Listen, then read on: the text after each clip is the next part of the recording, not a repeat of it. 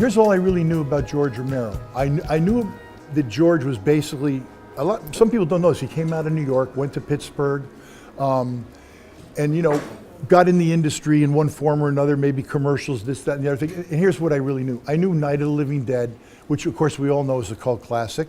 As a matter of fact, last weekend, he was honored at MoMA, the Museum of Modern Art in New York City, a very prestigious award for George and Night of the Living Dead. I knew that. I mean, I knew about Night, and I knew Dawn, okay? And I've been very fortunate. I've worked in this business. I've supported my family as an actor. I've worked in every medium. I'm a very lucky guy in a business that really is, to me, not doing anything noble for mankind like finding a cure for cancer. I don't take myself seriously. I was always told you should take your work and your craft seriously, okay? But don't take yourself seriously. I can laugh at myself, okay? I mean, look at me. I'm a lucky man. I got a beautiful daughter, 2 beautiful boys, a beautiful wife. I'm married to her for 35 years. I'm kind of grounded. And so when I knew about George, and my agent said, they want to see you for, George is finishing the trilogy, because that's kind of where it was at, Night into Dawn into Day. And so I went to meet him. One of the backstories that maybe people don't know is he originally read me for Rhodes. And how I got there was a very dear friend, George's wife at the time, Christine Forrest, and Nancy Hopwood grew up together, okay? Very close friends. Word got out, my agent gets the thing, I go in, I meet George, he has me read for Rhodes. It felt great, but I mean, I don't know, this is the gift of George Romero. Then, however, Joe comes into the picture, and I can't speak for him, but he is and always will be the definitive Rhodes, David. Nobody does it better. I don't care, remakes this, Joe's Rhodes, God bless him for that, okay? And George somehow knew, let's do it this way. A few months went by, I got the call, you got the part, you're playing Steele. Now remember, there was an original script, the original day, which is nothing like the movie we shot. A lot of these characters wouldn't have been in the original script, so George rewrites it on a lower budget. And listen, I'm biased, but of the original trilogy, for me, I think it's aged like a fine wine. It didn't get the greatest of reviews, but as evidenced by fans, everybody has their niche. They love this, they love that. So George somehow knew, I got this slight, handsome movie star, Joe Pilato. Let's make him Rhodes, the leader of men, a martinet. See, I always viewed him as Napoleon. Joe is slight, and he's got the bandoleros across his chest. You can't even see his chest. It covers him physically. 2 big phallic symbols called guns, huge guns. And you've got Steele, this brash, obnoxious, foul-mouthed, but the real soldier is Steele. He's the real soldier, as evidenced by the fact Ralph Romero, who I grew into a friendship there on set, we took it into real life, and I think you see even in the movie the feelings we had for each other. Steele, you can fix it. You can do anything, Steele. Come on, fix the box. I can't. The spick ripped the frickin' guts out of the thing. What do you want me to do? I can't fix it. And all the zombies are coming down to wreak havoc, and it's the end of our days, okay? And what does Joe do? And again, George saw this. Steele fights to the end, saves the last bullet for himself. Rhodes gets in a golf cart and screws. He's the coward. And to the whole point of my death scene, which George was great, and I know other people have alluded to this. I've worked with a lot of directors. I know Terry has, and all of us. We're blessed people to be in this sometimes ridiculous business. Okay, and it's just that he just saw. I think what's the right word? The contradiction or the juxtaposition of the little man with the power trip and the big, burly, foul-mouthed guy. And damned if it didn't work. We're at the table. Sarah, Laurie Cardeal, there's a confrontation.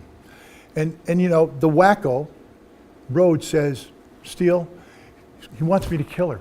In reality, working internally, I don't want to kill her. I want to kill him. And so, how do you deliver the line? It's 3 words. I was speaking to this yesterday, I think. It took me weeks to figure out when we were going to do it and then how am I going to say it. And I said, God. And then it finally came to me. It was like this burst, this ray. And it hit me. You got to make fun. You got to throw it away. Because he's a ridiculous guy. Okay? I would have rather been Steele Bean Rhodes, not Bean Rhodes, if you know what I mean, but Steele Bean, the head guy. But he wasn't. He was under. He was a private. But I always played him as a sergeant. Many people, when they see me, say, hey, Sarge, or you were great as Sergeant Steele. No, it's a private. But you know what I made him? He'd probably been busted down rank for years. A professional soldier, maybe a lifer, okay? But he was a good soldier, and he took care of his men. So when I get up, finally, I get up because Joe says, Steele, I said, shoot that woman. And watch, if people really watch the film carefully, and you look at how, sometimes you got to do things with your eyes. You know, there are no words, okay? But I threw it away, bang, you're dead. Then Joe Rhodes, Steele, I said, shoot that woman or I'm going to shoot you. The countdown starts. I slowly get up. There's a lot of hesitation. You watch my eyes, and God bless Terry. John says, sit down, Sarah. I can't do it as well as him. Sit down, Sarah. I said, sit down. He diffuses the situation. And now we're back to the normal insanity in the mind. And the film comes out. I think it was kind of misunderstood for a while. The critics weren't really crazy about it. They said it was too wordy, too talky, and it took, like wine. Some things take time, okay? I think there's wonderful acting in it. Thank God, George, maybe for all of us that wouldn't have been in the first script, he had to rewrite it, put new characters in and flesh it out. And 31 years later, here in Manchester, England, I feel, I didn't know about the cons and, meeting people. And actually, Joe and Lori and I were asked by a promoter to go to a convention in New York City around '99. I may be off by a year. And we went. And there were other actors. But it was Joe and Lori primarily. And the promoter called me up and he said, would you come on a Sunday? My daughter came, my 2 sons, my wife. We made a day. We went into New York. And we did in a full amphitheater. We put on like a mini scene. And we were egged on by the fans who, I go, these people know our lines. I can't. So we had to have a huddle on the stage. And we talked it through, and we put everything together, and we got it right to like a standing ovation. And then the promoter says, could you guys go out there, there's a table, and people would like to meet you and sign. We had no product. We had nothing. We signed for 6 hours. It's the first time I heard of a laser disc. People were showing me posters in Turkish and Japanese. We signed. We didn't make anything. And then Tom Savini, I run into Tom, he says, Gary, you got to go out. People want to see you. I've done the Hollywood movies. I've worked with very big people from Clint Eastwood to Bill Murray to Robert Redford. I'm a character guy. I'm not a movie star. I got to flesh something out, I have my niche. And so, as Tom said, you got to go out. People really want to meet you guys. You won't believe it. So about 2004, I realized that. So George has Night, a classic, black and white, grainy. You got Dawn, which has its own interesting story. The Shopping Mall. There's always something George is working on with a message or a commentary on social issues. And then you got Day, which is a very dark film. Maybe to some people too expository, but I don't think so. And it's a dark film with a lot to say. Terry's got the great monologue with Lori. And it kind of starts to really, and over the years, I've really come to love the monologue that he does because I think it's George's way, and Terry does it beautifully of explaining, okay? And maybe the creator's just pissed off, it's time, Let me take a leak on all these people down here, this kind of thing. And So we started to go out, and we did some shows, and then from making no money and giving it all away, I'm not saying we're greedy, because I don't think we are, but fans are willing to come and see you. I know how I treat the people. I literally am a light bulb about the filament's about to grow. I try to grow as bright as I can and give back to the people, because as I said yesterday, without people appreciating this film, David, we don't exist. The film really doesn't exist. It gets lost somewhere in all that, ephemeral stuff where all films, I guess, go to die. And once in a while they're resurrected, on a classic movie channel. And like Herc Harvey did a film in 1962, 63, no blood, no guts, called Carnival of Souls. And you know what? I was watching it just recently. You don't see it a lot. It's a very interesting film. It's very, very strange, black and white. Pretty much mostly shot in Kansas City. And you know what I knew? That film influenced George to make Herc Harvey's Carnival of Souls, influenced George to make Night of the Living Dead. And you know what else it influenced? David Lynch. If you've ever seen a film called Lost Highway, the bizarreness of Robert Blake standing in Bill Pullman's headlights like in Whiteface, that comes from Herc Harvey. And nobody knows who I'm talking. George knows, because it did. I know, guaranteed. That film influenced him.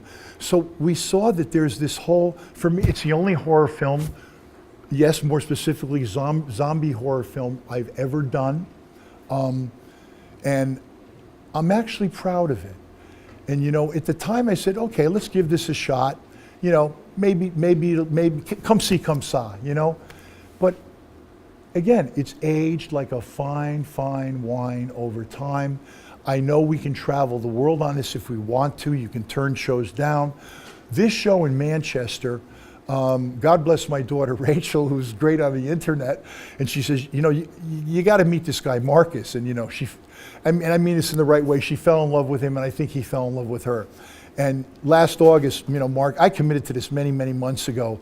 Marcus was in the States, and the last stop before they flew back to Manchester, he comes to my house in Connecticut for 3 days. And I mean, to really meet them in the flesh other than talking on the phone, which Marcus has the amazing ability to do for very little money. I can't do it, I'd be broke. I guess there's a different plan in England with the phone. And I met them, and with Tracy and the two girls, and finally got to meet Emma here. I mean, what a wonderful group of people. He is to me, I guess, the consummate fan. And he loves the movie. He gets the movie. And then to meet all his crew, And these are people, again, without these people, the movie, our movie, Dawn, I'm sure, it fails night.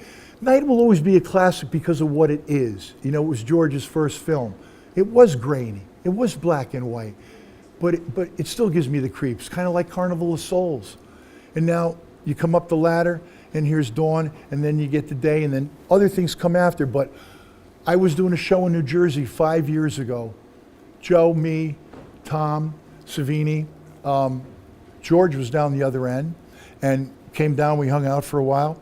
And a college professor walks up to me, Dr. Kim Paffenroth, of a wonderful, very well-known Catholic college in New Rochelle, New York, maybe 45 minutes from my house. He wrote a great hardcover book called The Living Gospel of George Romero. And it's an unbelievable book. He teaches it. But he took it in a whole, it's very intelligently written, and it kind of gets into Dante's circles of hell. And we're all mentioned in the book, but we're not mentioned as Gary or Laurie. It deals with night and dawn and day. And some will land, okay? But he concentrates a little bit more on the trilogy. There's no Gary Klar in the book. There's no Laurie Cardell in the book. It's Sarah. It's Steele. It's Rhodes. It's the other characters in the other three movies. And his take on it is phenomenal. And look, we have The Walking Dead now. Remember, fans, that The Walking Dead to me, it doesn't exist without the films of George Romero. George is the godfather of the genre. Yeah, there were films made in the 30s, White Zombie, I get that. But you get into this whole really generic thing, The godfather of the genre is George Romero. Without him, none of this happens. Greg Nicotero doesn't work with Tom, doesn't go out to California, ultimately win an Oscar for Chronicles of Narnia. And then The Walking Dead, based on a comic book, right? And it's this whole phenomenon. And it's really not about zombies. Part of it is, how does society really react to an apocalyptic, catastrophic event? And quite truthfully, I think what I take away from it is probably not well. David, probably not well. And I think George, in his own way, we all have our opinions and ideas, and that's how he gets them out there. And you know, he's right on a lot of stuff. I grew up reading George Orwell. I did. It was taught. I don't know if they teach it anymore. The Road to Wigan Pier, okay? George Orwell. 1984, Animal Farm, written the year I was born, 1947. And guess what? It's all been happening for a while. Wake up, people. Wake up. It's here. George Orwell was a pretty prescient man. I believe, I could be wrong, it was taught. I don't know if it's taught anymore. I read those books because you read the classics of Melville and Dickens and you read your Shakespeare. But it's a new day. It's a new day. And thank God for filmmakers like George, because they're special and they tackle things that I think are kind of off the beaten path that most people go, oh yeah, right, okay. Well, truthfully, I don't believe in zombies, but I bet if I went to Haiti, you might find some people. Or if I went to New Orleans, which I'm very familiar with, Nolans, as they say, and you got that culture, the voodoo culture, okay? You got the blend of the Cajun, you know, the Creole, the French, the Spanish, and it's not a matter of what I believe, okay? I know what I believe, but guess what? Sometimes, subject to change.